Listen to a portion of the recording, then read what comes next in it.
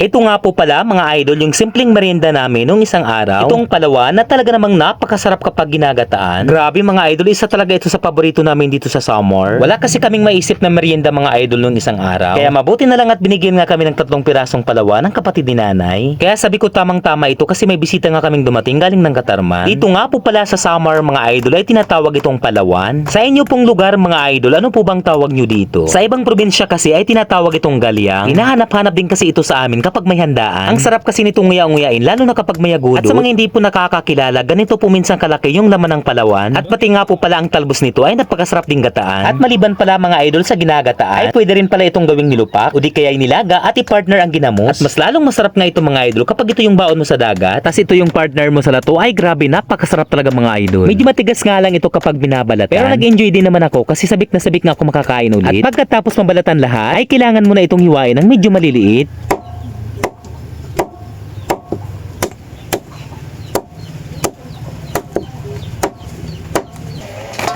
At para mas maging malapot at masarap nga mga idol ay kailangan natin gumamit ng 2 nyug. Ang susunod mga idol ay hugasan muna natin ito ng maayos.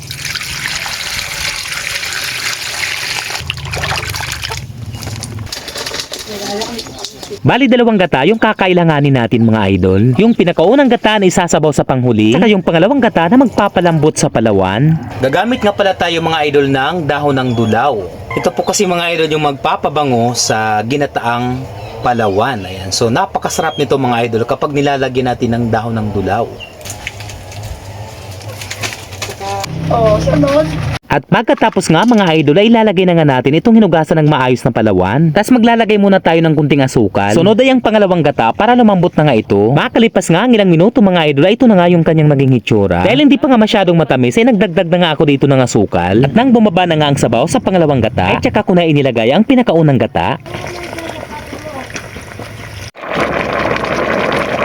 Ayan, ito na nga mga idol, lutong-luto na itong palawan. Grabe, ang sarap. Ano pa bang hinihintay ninyo mga idol? Tara, kain na tayo.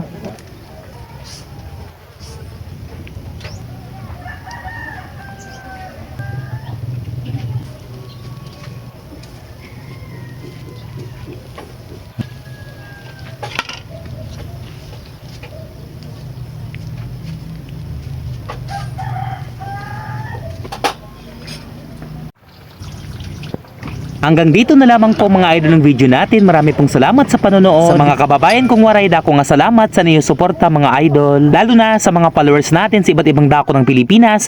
Maraming salamat po ulit sa inyo mga idol.